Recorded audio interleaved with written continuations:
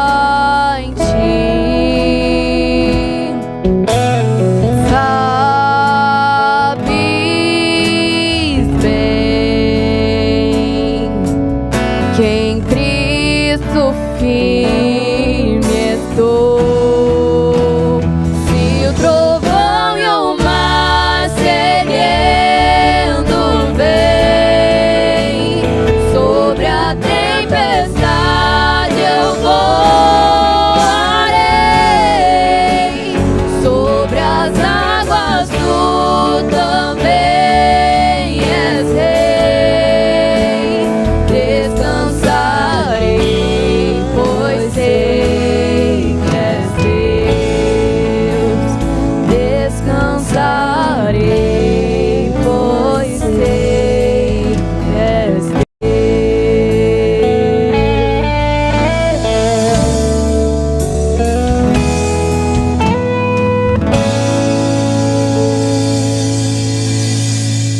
Louvado seja Deus, descansarei, pois sei que Tu és Deus. Boa noite a cada um dos nossos irmãos, queremos saudar a cada jovem, a cada pastor, saudar cada participante dessa live, em nome do Senhor Jesus Cristo.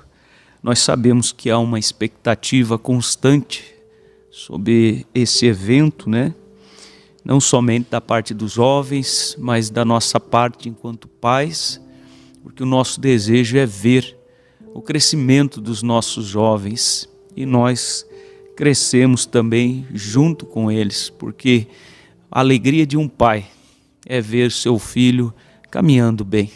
Vocês jovens estão alegrando o coração dos vossos pais, estando participando. Eu digo para cada pai, dê oportunidade a seu filho, e que se ele manifestar o interesse pelas coisas de Deus, apoie, dê tudo de si para que ele permaneça ali, porque o melhor lugar que um jovem pode estar é envolvido nas coisas do Senhor. Quero agradecer especialmente o pastor Alberi pelo convite, nos convidou para estar falando, também a confiança aqui do nosso pastor Febrônio, pastor Daniel, o irmão Rivailton, que é o líder dos jovens. E aqui temos vários dos nossos irmãos e os jovens aqui, né? Eu quero tomar, irmãos, Lucas capítulo 1, versículo 1, para iniciarmos. E eu sei que isso é muito amplo, nós poderíamos passar horas e horas, e por que não dizer meses, E eu sei que nós não vamos abordar tudo o que contém esse livro de Atos, mas eu quero dar a minha singela participação, e eu sei que no decorrer das lives aí, outros irmãos vão estar falando, ampliando, e assim por diante. Mas o que me veio ao coração é essa linha que nós vamos abordar. Lucas capítulo 1, versículo 1 até o 4 diz assim: Tendo, pois, muito empreendido por ordem a narração dos fatos que entre nós se cumpriram, segundo nos transmitiram os mesmos que presenciaram desde o princípio e foram ministros da palavra, pareceu-me também a mim conveniente descrevê-los a ti, ó excelente Teófilo, por sua ordem, havendo-me já informado minuciosamente de tudo desde o princípio, para que tenhas plena certeza das coisas em que fostes ensinado. Quero também ler Atos capítulo 1, versículos 1 e 2. Diz assim: Fiz o primeiro tratado, ó Teófilo, acerca de tudo o que Jesus começou, não só a fazer, mas a ensinar, até ao dia em que foi recebido em cima, depois de ter dado mandamentos pelo Espírito Santo aos apóstolos que escolher. Então nós vemos aqui, irmãos, Lucas, que foi o escritor tanto do seu evangelho, de Lucas, logicamente, como também foi o escritor de Atos dos Apóstolos. Em ambas as suas cartas, seus escritos, por assim dizer, ele menciona esse personagem, Teófilo, o qual significa o amigo de Deus. Então, que você possa ser nessa noite o amigo de Deus. Nós temos esse relato aqui no primeiro versículo da Bíblia, mas isso sucedeu depois que Lucas já havia presenciado todo o quadro e ele estava descrevendo isso agora a Teófilo. Nós vemos, irmãos, e ouvimos aqui algumas expressões as quais eu gostaria de refrisar sobre o livro de Atos antes de entrarmos aqui. O irmão Brana disse que Atos dos Apóstolos, nós poderíamos chamar este livro, que na verdade são os atos do Espírito Santo nos apóstolos, ou através dos apóstolos. Como citou aqui o irmão Rivailton, Atos dos Apóstolos é a igreja em movimento. Quer dizer, a igreja agora se movendo depois da ascensão de Jesus Cristo, que se dá em Atos capítulo 1. Quer dizer, o que os apóstolos fizeram desde então? Como disse Tiago, Jesus foi assunto aos céus, recebido em cima, depois de ter dado mandamentos pelo Espírito Santo aos apóstolos que escolheram. Quer dizer, ele comissionou esses apóstolos e agora os apóstolos vão com essa comissão. E o que os apóstolos realizaram após esta comissão? Nós encontramos, irmãos, também que o profeta disse que haveria uma continuação deste livro de Atos. E que se Atos é a igreja em movimento, tudo aquilo que se move está indo em direção a algo. Tudo o que Deus tem, como disse o profeta em uma mensagem, ele o mantém sazonalmente, quer dizer, crescendo, avançando, continuando. Quando nós olhamos para esta igreja de Atos, estes apóstolos ali que foram comissionados, em Lucas capítulo 24, quando Paulo encerra, ou melhor, Lucas encerra ali o seu evangelho, é a mesma escritura praticamente de Atos capítulo 1, ele diz para Jesus, dizendo para os apóstolos que fossem a Jerusalém e esperassem ali até. Nós sabemos hoje que aquilo durou os 10 dias, porque Jesus ressuscitou na Páscoa, que era uma das festas de Israel, e 50 dias depois da Páscoa era a festa do Pentecostes. Jesus apareceu para eles por um prazo de 40 dias, e eles esperaram em Jerusalém até esse revestimento de poder, o qual se deu justamente no dia de Pentecostes. A Bíblia diz, e cumprindo-se o dia de Pentecostes, estavam todos reunidos em um lugar. O profeta nos ensina que este reunidos não é simplesmente corporalmente, não era vamos dizer, um ajuntamento coletivo de pessoas, mas era um ajuntamento de espírito. era um ajuntamento de propósito, era um ajuntamento de fé, porque ali havia uma promessa que havia sido dada àqueles apóstolos, uma comissão e uma promessa: ficai na cidade de Jerusalém até que do alto sejais revestidos de poder. Muitos anos antes, um profeta chamado Joel havia profetizado. No seu capítulo 2, verso 28, ele disse: naqueles dias, diz Deus, do meu espírito eu derramarei sobre toda a carne. Então é justamente sobre esta promessa que Jesus havia colocado aqueles discípulos, muito embora comissionados, eles estavam sob aquela promessa, vamos dizer, eles tinham que primeiro receber aquele revestimento para então cumprir o seu ministério. Aqui o irmão Rivailton mostrou-me no princípio sobre ministério para jovens. Ministério para jovens, não deu tempo de entrar aqui, mas eu quero, irmão Rivailton, aproveitar isto aqui. Nós ouvimos que a mensagem seria levada por mão de jovens.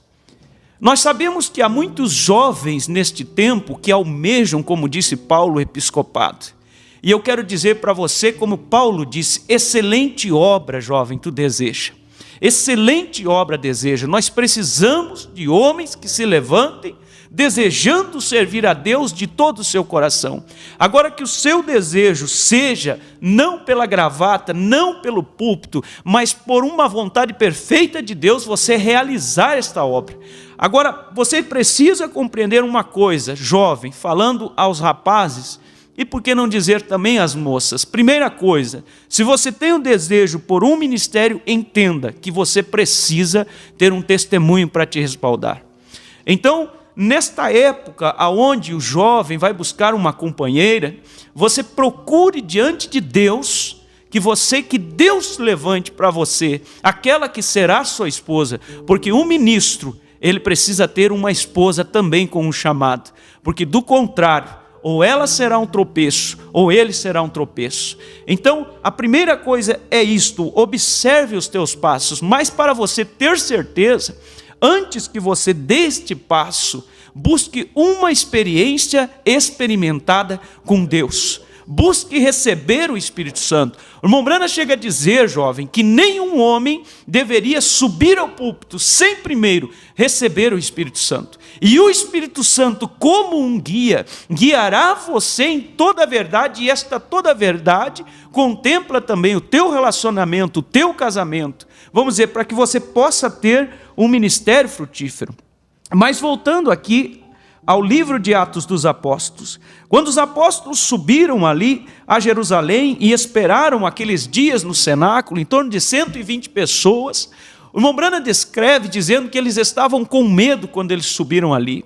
E como disse o Felipe, os irmãos comentaram aqui no princípio, mas depois que o Espírito Santo veio, aqueles apóstolos que haviam sido comissionados, e eles tinham aquela exigência de receber o Espírito Santo, a outra exigência é que eles começassem por Jerusalém, e ali estavam eles com tudo em ordem, vamos dizer, a mecânica estava em ordem, então Deus tratou de fazer a sua parte, que era colocar a dinâmica sobre aquela mecânica. E aqui nós vemos a igreja realmente começando, nascendo, vamos dizer, a nossa igreja, o endereço do nascimento da nossa igreja é o Pentecostes. Agora, vamos caminhando aqui, irmãos. O que me vem ao coração nessa noite, nos minutos que nós temos aqui, é falar sobre este avançar da igreja, sobre este crescimento da igreja. Porque Atos capítulo 2, nós encontramos apóstolos agora revestidos do poder de Deus, comissionados e vindicados para pregar o evangelho. Eles saem ali às portas daquele cenáculo, vamos dizer, uns cambaleando e falando em línguas, e aquele alvoroço se deu, e as pessoas estavam olhando e observando e pensavam até mesmo que eles estavam bêbados. Quando Pedro toma a palavra, o que Pedro fez? Ele deu o endereço daquele movimento, por assim dizer, dentro da Escritura. Ele mostrou que aquele momento estava profetizado em Joel capítulo 2, verso 28. Ele cita esta Escritura, mostrando que aquilo era parte do plano de Deus. Quer dizer, chegou o momento daquela igreja se manifestar. E ela se manifestou exatamente da forma que ela precisaria ser manifesta, através do Espírito Santo descendo sobre eles e fazendo este mover. Agora nós encontramos, irmãos, caminhando, como o nosso irmão Rivailton citou aqui, a Porta Formosa. Nós vamos caminhando, nós vemos ali os discípulos, os apóstolos sendo presos. Nós podemos ver ali a Ananias e Safira em Atos capítulo 5. Nós vamos seguindo até Atos capítulo 6, e eu quero parar um pouquinho aqui. Estamos falando sobre a igreja de Atos em movimento. Em Atos capítulo 6 vocês vão encontrar um desafio para a igreja de Atos, que era diferente do que eles já tinham sentido, vamos dizer, perseguições eles já haviam sentido, desprezo eles já haviam sentido, andando com Jesus, mas ali eles estavam entre os seus agora. Os seus, vamos dizer, o corpo ali se juntando ao redor deles, e dentre os próprios irmãos começou a surgir uma demanda, porque os gregos e os judeus começaram a discutir, porque eles entendiam que as suas viúvas eram desprezadas quando o alimento era dividido. Então você vai ver que esta igreja agora em movimento precisou lidar com um problema. E então surgiu ali o que para nós é comum, nós termos diáconos na igreja. Mas esses diáconos, a necessidade do diaconato surgiu justamente em Atos capítulo 6, outro ministério. Então nós vemos aqui a igreja se estruturando. Atos fala disso, fala de um nascimento, de uma estruturação da igreja. E ali estavam os diáconos sendo colocados em seu lugar. Foram 7 diáconos de princípio, de início ali. Como estes diáconos foram selecionados? Porque eles eram amigos do pregador, irmão Rivailton? Porque eles eram parentes, vamos dizer? Porque eles moravam mais perto da igreja? Não. A Bíblia diz porque eles eram homens de testemunho, cheios do Espírito Santo e de sabedoria. E o que eles faziam? Eles faziam, vamos dizer, como um soldado quando ele sai à batalha, o outro faz, como é que chama? Ali a guarnição, as costas, cobertura.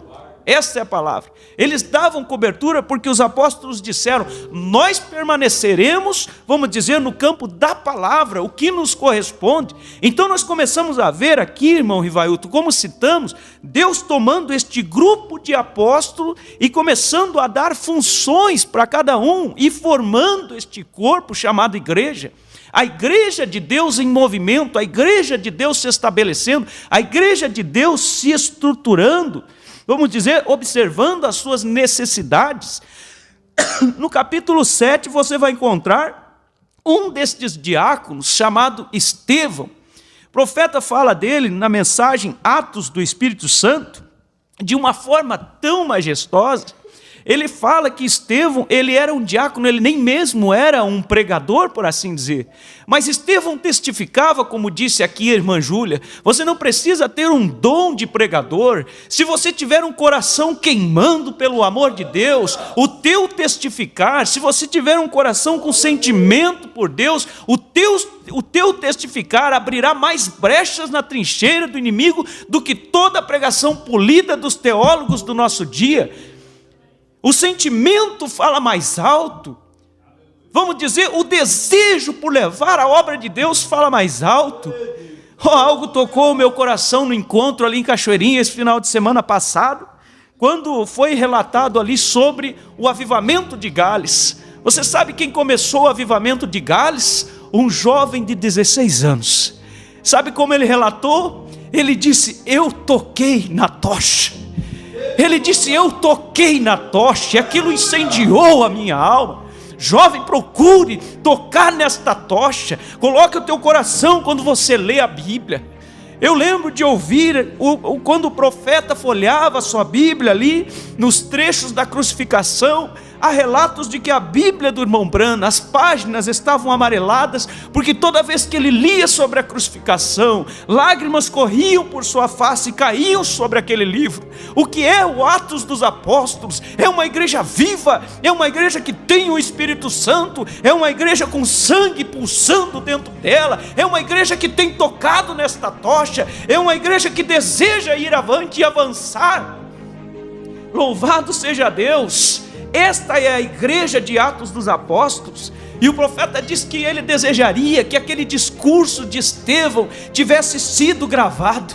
O profeta disse: como eu gostaria que aqui nós tivéssemos uma fita, uma gravação do discurso de Estevão, para que nós pudéssemos ouvir, vamos dizer, a firmeza. E o profeta disse que quando é relatado que o rosto de Estevão virou como o rosto de um anjo, ele disse: o rosto de Estevão brilhava, e não era o brilhar como de uma luz natural, diz o profeta, ele brilhava com convicção. Como é que você pode ter convicção suficiente quando você tem somente aquilo que te contam? Isto é bom.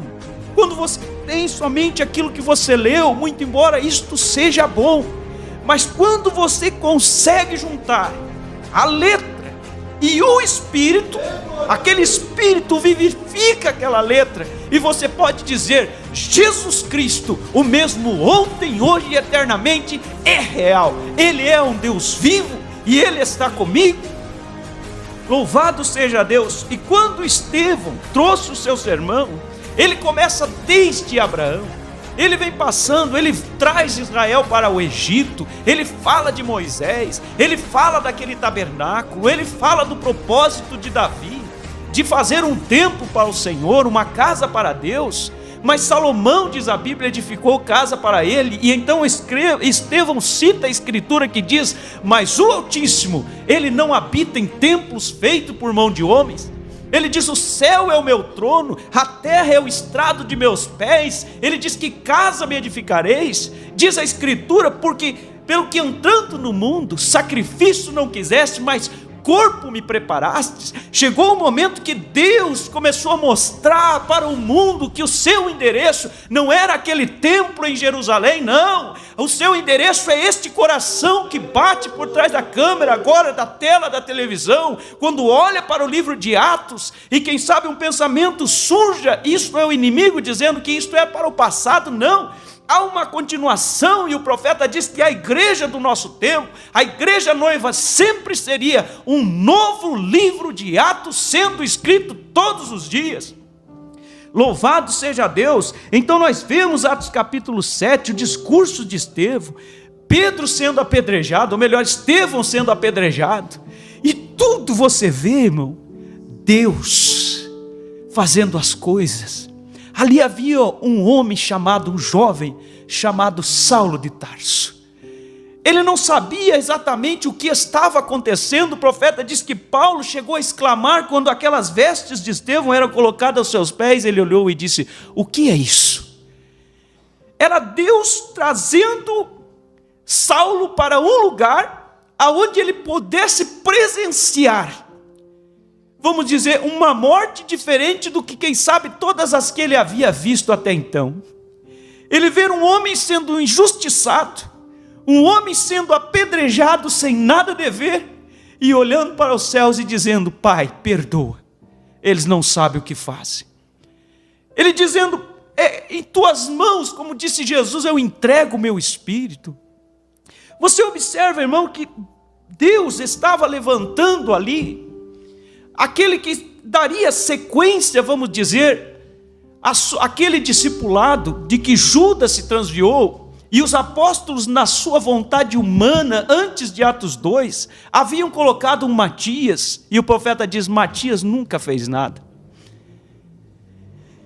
Nós vamos seguindo aqui a escritura, Atos capítulo 9, então nós vemos que Deus cruza o caminho deste homem chamado Saulo de Tarso. Nós vemos a conversão de Paulo, nós vemos ainda em Atos 9, Pedro passando por todas as partes, curando Enéas, um aleijado, que fazia 8 anos que estava em uma cama, ressuscitando Dorcas, uma costureira. Sabe o que eu olho aqui, jovem? A Bíblia diz que as pessoas traziam aquelas irmãs, quando Dorcas morreu, e chamaram Pedro até aquele aposento alto, e aquelas irmãs vinham chorando, e apresentavam para Pedro as vestes que Dorcas fazia para ela. Sabe, se eu paro e penso, se a costureira, vamos dizer, se a dona da loja morresse hoje, e o apóstolo São Pedro viesse, você teria, jovem, coragem de pegar aquela veste e apresentar para o profeta, para o apóstolo? teria coragem de apresentar para o pastor aquela veste que usa na aula? Nós estamos falando da continuação do livro de Atos. Eu ouvi um relato por um dos nossos pregadores uma vez, que ali durante as eras negras, eles soltaram uma jovem ali na arena, e ali havia alguns leões, e em uma passada que o leão deu por aquela jovem, ou foi um touro ou algo assim, arrancou a metade da sua saia. E ao invés daquela jovem correr, ela juntou o pouquinho que tinha e se ajeitou e cobriu a sua nudez. Ela não se importou com o touro, ela não se importou com o leão, vamos dizer, não se importou com a vida natural, mas ela desejou não se expor. Isto é o livro de Atos, é você viver de uma maneira diferente do que os ditames do mundo. Quando nós vemos jovens hoje, entrando no nosso meio, eu olhei ali em Cachoeirinha, estou falando do meu coração, passei por uma jovenzinha, a sua veste estava deixando tanto a desejar, com joias, e eu olhei, mas eu não senti assim, vamos dizer, aquela repreensão, mas algo no meu coração doeu. E eu penso, jovem, que a nossa representação do nosso dia, ela deva fazer jus à mensagem que nós professamos crer. E muitas vezes nós precisamos forcejar para tal. Quando nós olhamos para estas escrituras, quando nós olhamos para a vida desses apóstolos, o irmão Brana disse que no nosso tempo as pessoas olham para lá para trás e elas têm metade da vida, se é que tem, do que eles tinham e não clamam. Quando eles tinham muito mais do que se tem hoje e estão clamando. Então, observe algo aqui, vamos colocar isto diante de vocês nessa noite, que o livro de Atos, ele não é somente um livro de dados. Ele é um livro que tem que produzir vida, e a mesma vida que produziu naqueles apóstolos, a mesma vida que produziu, como nós citamos este jovem ali daquele avivamento, é uma vida que faz você viver para Deus e não mais para as coisas do mundo. Você será mais feliz desta forma. Seguindo aqui, ainda temos alguns minutos. Nós seguimos aqui, irmãos, nós olhamos, depois nós vemos Atos capítulo 10, a casa de Cornélio, nós vemos ali a salvação daquele gentil, nós vemos Atos capítulo 11, nós vemos os apóstolos cobrando Pedro por ter estado com os gentios, nós vemos aqui o evangelho agora se abrindo para os gentios, porque até então a Bíblia diz que eles pregavam tão somente para os judeus. Deus precisou entrar em cena e, vamos dizer, dirigir o leme da igreja, para que abrisse para os gentios também, porque, afinal de contas, era o tempo da oportunidade para os gentios. Nós vemos aqui no capítulo 12, vamos saltar, a irmã Júlia citou, a prisão de Pedro ali. Nós vemos Atos capítulo 13, Paulo e Barnabé, e no versículo 44, se não me falha a memória, do capítulo 13, você vai encontrar, então, Paulo expressando que deixaria, vamos dizer assim, os judeus não se acharam dignos do evangelho, então ele se viraria para os gentios. E isso despertou, e você vai observar, irmãos, desde o capítulo 13 para frente do livro de Atos, que aqueles judeus estavam sempre perseguindo Paulo. Aonde Paulo estava, você vai encontrar que de repente aqueles judeus chegavam para perturbar, chegavam para, vamos dizer, desmentir o que Paulo estava pregando. Por quê? Tudo por inveja. Seguindo aqui, nós encontramos no capítulo 14, o apóstolo São Paulo fala para estabelecerem presbíteros agora nas igrejas. Observe, irmão, nós estamos falando sobre o crescimento da igreja, sobre o avançar da igreja. Nós já vimos a instituição dos diáconos. Agora nós estamos vendo a necessidade de estabelecerem presbíteros, quer dizer, as igrejas estavam se estruturando. O apóstolo Paulo era um missionário, passava por ali, e quando sabia se iria passar novamente, não tinha naquele tempo internet, uma live, precisava então estabelecer alguém para estar administrando aquela igreja. Então você vê, e quando nós olhamos, irmãos, por exemplo, aqui foi citado pelo nosso irmão, Efésios capítulo 4, e eu quero dizer aqui, quando vocês leem, jovens, o livro de Atos dos Apóstolos, precisa entender que ele não é algo à parte das cartas de Paulo, das cartas dos apóstolos. O livro de Atos e as cartas, elas estão misturadas. Você vai encontrar logo para frente, em Atos capítulo 16, quando Paulo encontra-se com Timóteo. E Paulo coloca o olho naquele jovem chamado Timóteo e algo no coração de Paulo brotou sobre ele e nós vemos que Paulo foi, vamos dizer, o seu discípulo, por assim dizer. Então veja, os apóstolos eles foram discípulos, mais tarde eles tiveram os seus discípulos, nós vemos a história falando de Policarpo sendo um discípulo de João, nós vemos aqui Timóteo sendo um discípulo de Paulo, você jovem sendo um discípulo do teu pastor, para que se Jesus tardar amanhã ou depois, você esteja, vamos dizer, ocupando este lugar. Mas eu gosto de ver a Escritura dizendo, Paulo citando de Timóteo, dizendo assim, a ninguém eu tenho de igual sentimento que cuide das vossas necessidades, como ele tinha sobre Timóteo. Então, Atos capítulo 16, Paulo encontra-se com Timóteo, e você vai observando, irmão, desta forma, o crescimento da igreja, a igreja sendo estruturada, colocando ali os seus ministérios, vamos dizer, aquelas igrejas locais começaram a ter vida própria e ir crescendo. Mas a base de tudo, dentro do livro de Atos dos Apóstolos, é isso, é Deus caminhando juntamente com a sua igreja. Os desafios vieram com o passar do tempo, eles precisaram colocar, vamos dizer, os seus ensinamentos em prática. Em algumas coisas eles nem mesmo tinham, irmão Rivailton, eles nem mesmo tinham, vamos dizer, uma experiência experimentada. Por isso, a necessidade de termos o Espírito Santo. E eu quero concluir aqui com isso, porque é muita coisa que nós teríamos aqui. Existe a parte histórica, existe a parte prática, existe os comentários sobre o livro de Atos. E o que me veio ao coração é isto, falar de uma forma singela sobre este crescimento da igreja. O nascimento da igreja, o crescimento da igreja, a estruturação da igreja. Você vai ver, por exemplo, Paulo encontrando com a igreja de Corinto, creio que em Atos capítulo 17, 18, por ali.